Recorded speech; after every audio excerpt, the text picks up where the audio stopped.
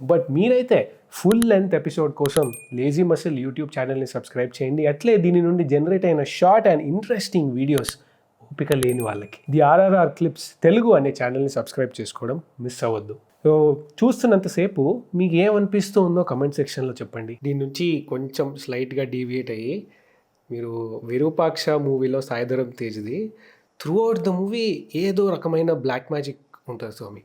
అంటే తన హీరోయిన్ వాళ్ళ మదర్కి కాలు పడిపోయినాయి అని చెప్పి తను అథర్వణ వేదంలో ఏదో ఉంది అని చెప్పి చదువుకొని ప్రాణాన్ని తీసుకెళ్ళి ఈమె బాడీలో ఉంచితే బాగవుతుంది అని.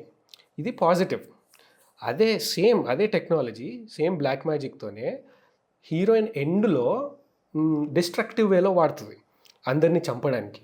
అంటే ఇంత టెక్నాలజీని వేల సంవత్సరాల కింద ఒక వేదంలో రాసి ఇప్పుడు మనం దాన్ని నెగిటివ్గా వాడుకుంటున్నాం. అంటే ఎప్పుడు చూసినా వాళ్ళ మీద చేతబడి చేసినారని, లేదా వాళ్ళు నన్ను ఏదో చేసిన హామ్ చేసినారని ఇట్లాంటివి వింటుంటాం తప్ప పాజిటివ్గా మనం ఎక్కడ వినం. అంటే ఎందుకు రాసి ఉంటారో అథర్వణ వేదంలో ఈ బ్లాక్ మ్యాజిక్ అసలు నిజంగా జరుగుతుందా లేకపోతే ఇదంతా అపోహన? వేద మార్గంలో ప్రయాణించేవారు ఎవరు కూడా ఇప్పుడు అథర్వణ వేదంలో ఆయన ఎక్కడి నుంచి తీశాడో మనకు తెలియదు. ఇప్పుడు ఆయన సినిమా డైరెక్టర్, రైటర్. అబ్బా, ఆయన అయితే వేద పండితుడు కాదు కదా, ఆయన రైటర్. వేదం ఎప్పుడు కూడా భగవంతుడినే కీర్తిస్తుంది. 4 వేదాలు తీసుకున్నా కూడా భగవంతుడిని మాత్రమే కీర్తిస్తుంది. భగవంతుడిని తెలుసుకోవాలి అంటే వేదం అధ్యయనం చేయాలి. వేదాధ్యయనం చేసిన వాళ్ళ దగ్గర తెలుసుకోవడానికి ప్రయత్నం చేయాలి. భగవంతుడి స్వరూపం ఏంటి, ఎలా ఉంటారు, ఏ రూపంలో మీకు కనిపిస్తారు, ఏ ఇష్టి చేయాలి, కామ్యార్థమైనది బ్రాహ్మణం అంటే తైత్తిరీయ బ్రాహ్మణం, ఆరణ్యకం, ఇన్ని చాలా ఉన్నాయి. ఇంత పెద్ద యాగాలు ఏమేమి చేయాలి, ఏ పద్ధతుల ప్రకారం పాటించాలి, దీనికి అన్ని నియమాలు ఏంటి, ఇవన్నీ కూడా వేదంలో ఉన్నాయి. కమింగ్ టు నెగటివ్, ఓకేనా, బ్లాక్ మ్యాజిక్ సైమల్టేనియస్ క్షుద్ర పూజలు అంటారు. క్షుద్ర పూజలు, క్షుద్రం అంటే నెగటివ్, క్షుద్రం అంటే ఇతరులకి హాని కలిగించేది, ఓకేనా. దానికి కూడా ప్రేత ఆత్మల ద్వారా హాని కలిగించడానికి మారణం, వశీకరణ, ఇవన్నీ కూడా వాడతారు. ఇవన్నీ కూడా ఉన్నాయి ఆగమ శాస్త్రంలో కూడా ఉన్నాయి. నారాయణ సంహిత తీసుకుంటే ఒకరిని చంపడానికి కూడా ప్రయోగాలు ఉన్నాయి. సో కానీ దాన్ని ఎలాంటి వాళ్ళని చంపాలి, ఇప్పుడు ఫర్ ఎగ్జాంపుల్ రావణాసురు లాంటి వాడు ఉన్నాడు.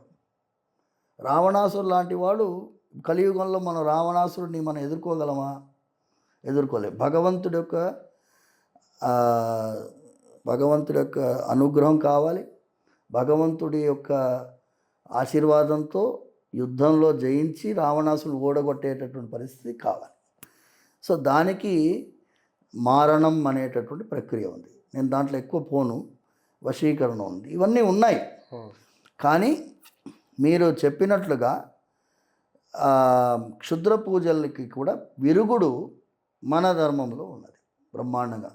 నరసింహస్వామి వారి ఉపాసన చేసేవాళ్ళు, ఆంజనేయ స్వామి ఉపాసన చేసేవాళ్ళు, కేవలం స్వామివారి పాదతీర్థ ప్రోక్షణ చేసి పోగొట్టినటువంటి సందర్భాలు ఉన్నాయి. చిలుకూరులో బ్రహ్మాండమైనటువంటి ఉదాహరణలు ఉన్నాయి. వాళ్ళ మీద ఎవరో దుష్ట ప్రయోగం చేశారు స్వామి. ఏం చేశారు, వీళ్ళని సడన్గా రాత్రిపూట లేచి ఎక్కడికో తెలియకుండా నడిచి వెళ్తుంటాడు, అర్థం కాకుండా నడుచుకుంటూ వెళ్తాడు. ఇలాంటి యొక్క ఉదాహరణలకి మేము ఏం చేసాము అంటే వాళ్ళకి బేసికలీ ఒక భయమే మెయిన్ కారణం. ఈ భయాన్ని పోగొట్టే ప్రయత్నం భగవంతుడే చేయాలి. సో మీరు Virupaksha cinema is not the ultimate source of knowledge, అర్థమైందా? ఓకే, మంచి హిట్ అయింది మూవీ, క్షుద్ర పూజలు చేయడానికి బాగా పనికొచ్చింది. వాళ్ళు దాన్ని పెట్టుకొని ఇంకా కొంతమంది జ్యోతిష్కులు క్షుద్ర పూజలు చేసేటోళ్ళు బతుకుతారు. కానీ భగవంతుడి కంటే సుప్రీం ఏది లేదు. భగవంతుడి పాదాల కిందనే ఇవన్నీ కూడా ఉంటాయి. తొక్కేస్తే ఏమీ కాదు.